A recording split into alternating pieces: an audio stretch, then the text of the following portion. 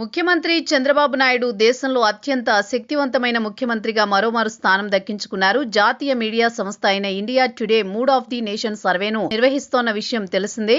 ఈ సర్వేలో Chandrababu most powerful లీడర్గా సోషల్ మీడియాలో పెద్ద ఎత్తున ప్రచారం అవుతోంది.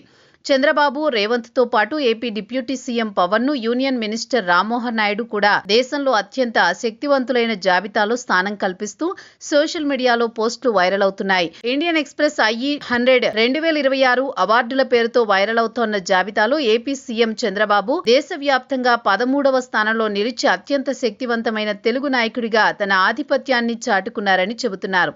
తెలంగాణ సీఎం రేవంత్ 25వ స్థానాన్ని కైవసం చేసుకున్నారు. ఏపీ ఉప ముఖ్యమంత్రి పవన్ 68వ స్థానంలో నిలిచారని, ఏపీకి చెందిన కేంద్ర మంత్రి రామ్మోహన్ నాయుడు 90వ స్థానంలో నిలిచారని, టాప్ 100లో 2 తెలుగు రాష్ట్రాల నాయకులు ఉన్నారని సోషల్ మీడియాలో తెగ వైరల్ అవుతోంది. ఇక వైసీపీ నుండి, బీఆర్ఎస్ నుండి ఒక్కరు కూడా లేరని ప్రచారం అవుతోంది. అయితే ఈ విషయం ఏంటంటే, ఇప్పటి వరకు ఇండియన్ ఎక్స్ప్రెస్ అధికారికంగా IE100 2026 అవార్డ్స్ ను ప్రకటించలేదు. ప్రస్తుతం ఇండియన్ ఎక్స్ప్రెస్ కు చెందిన అందుబాటులో ఉన్న ఈ లిస్ట్ 2025 సంవత్సరానికి చెందింది. అంటే ప్రస్తుతం వైరల్ అవుతోన్న ఈ ర్యాంకులు సోషల్ మీడియాలో మాత్రమే చక్కర్లు కొడుతున్నాయి. దేశంలో 100 అత్యంత శక్తివంతుల జాబితాలో ఏపీ సీఎం చంద్రబాబు ఉంటారనే విషయం వాస్తవమే అయినప్పటికీ అప్పుడే ర్యాంకింగ్ కూడా ఇచ్చినట్లు జరుగుతున్న ప్రచారం ఖచ్చితంగా తప్పు.